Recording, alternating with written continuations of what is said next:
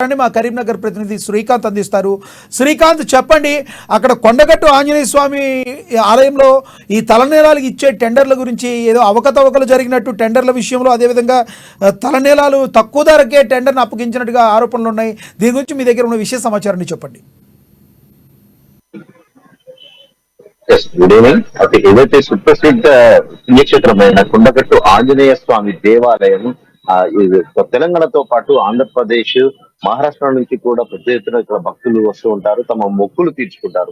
ఆంజనేయ స్వామి దేవాలయంలో మొక్కు కడితే ఖచ్చితంగా నెరవేరుతుందంటూ కూడా భక్తులు ఒక ప్రగాఢంగా విశ్వసిస్తారు. ఇక్కడ తలనీలాలను కూడా పెద్ద ఎత్తున సమర్పిస్తూ ఉంటారు. ఈ తలనీలాల ద్వారా దేవాలయానికి ఆదాయానికి కోట్లలో ఉంటుందని కూడా చెప్పవచ్చు. అయితే ఇప్పుడు ఆలయ అధికారులు మాత్రం దీంట్లో అక్రమాలకు పాల్పడుతున్నారంటూ కూడా ఒక ఆరోపణలు అయితే వెల్లువెత్తుతున్న పరిస్థితి అయితే నెలకొంది. అయితే దీనికి సంబంధించి గతంలో ఏదైతే 3 కోట్లకు పైగా ఈ తలనీలాల టెండర్ నిర్వహించడం జరిగింది. 3 కోట్లకు పైగా కూడా రాబడి ఏదైతే ఆలయానికి సమకూరింది. అయితే ఇప్పుడు గత కొంతకాలంగా కూడా ఈ ఆలయానికి సంబంధించి టెండర్ ను వాయిదా వేస్తూ, అంటే ఎవరు కూడా కాంట్రాక్టర్ లేదంటూ కూడా ఆలయ అధికారులు ఒక పక్క చెప్తూ కూడా దీన్ని పలుమార్లు దాదాపు ఒక 5-6 సార్లు వాయిదా వేయడం కూడా జరిగింది.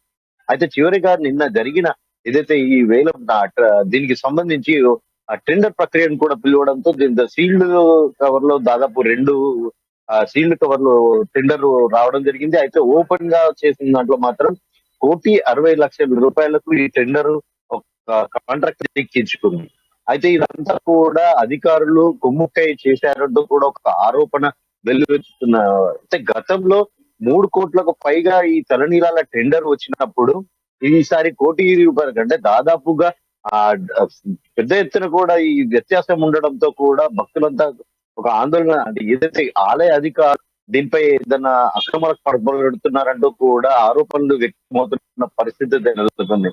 అంటే కొండనేయ స్వామి దేవాలయంలో తలనీలాలే కాకుండా చాలా చోట్ల, అంటే గతంలో కూడా మన అమ్మ న్యూస్ లో ప్రత్యేకంగా కొండగట్టు ఆంజనేయ స్వామి ఏదైతే ప్రసాదాలు తయారీలో నాణ్యత లోపాలపై కూడా మనం ప్రత్యేకంగా కథనాలు ప్రసారం చేస్తున్నాం. అంటే కొండగట్టు ఆలయానికి సంబంధించి హుండీ లెక్కింపు సందర్భంగా ఒక చోరీ ఘటనను కూడా అమ్మ న్యూస్ గతంలో ప్రసారం చేశారు. అంటే ఎక్కడికక్కడ అది, అంటే ఈ చలువ పందిళ్లు, ముఖ్యంగా ఇదైతే హనుమాన్ జయంతి ఈ సందర్భంగా చలువ పందిళ్లు వేస్తూ ఉంటారు. అయితే ప్రతి సంవత్సరము నిబంధనల ప్రకారము కొత్త చలువ పందిళ్లు వేయాల్సి ఉంటుంది. అయితే గతంలో మన అమ్మ న్యూస్ లో ఈ చలువ పందిళ్లు పాతవి, అంటే ఎక్కడైతే కాంట్రాక్టర్ కు లబ్ధి చేకూరేలా కూడా, అంటే కాంట్రాక్టర్ ఆలయ సిబ్బంది కొమ్ము కూడా మనం గతంలో కథనాలు ప్రసారం చేయడంతో మన అమ్మ న్యూస్ ఎఫెక్ట్ తో కూడా దేవాదాయ శాఖ కమిషనర్ వరకు దృష్టికి వెళ్లడంతో కూడా కొత్త చలువ పందిళ్లు వేయాల్సింది కూడా ఆదేశించడంతో మళ్ళీ హుటాహుటిన అధికారులంతా కూడా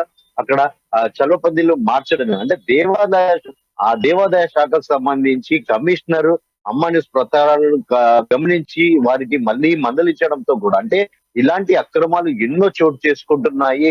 అంటే ఆలయాలను సంబంధించి ఎవరు ఏమి పట్టించుకోరు అన్న అది ఉంటుంది. కాబట్టి దీనికి సంబంధించి, అంటే ఇక్కడ ఏదైతే ఆలయంలో భక్తులు వితరణ చేసినటువంటి చల్లటి నీళ్ళకు సంబంధించి నీటి శుద్ధి యంత్రాలను కూడా భక్తులు వితరణ చేస్తారు. అయినప్పటికీ కూడా వీటి నిర్వహణ లోపం స్పష్టంగా కనిపిస్తుంది. భక్తుల నుంచి రాబడి, ఇప్పుడు ముఖ్యంగా చెప్పాలంటే ఈ సమ్మక్క సారలమ్మ ఏదైతే ఈ జాతర ఉంటుందో, జాతర సమయంలో వేములవాడతో పాటు కొండగట్టు కూడా పెద్ద ఎత్తున భక్తులు క్యూ కడుతుంటారు, తమ మొక్కులను చెల్లించుకుంటారు. అంటే ఈ కోట్లలో కూడా ఈ నెల రోజులలో కోట్లలో కూడా ఆదాయం సమకూరుతుంది.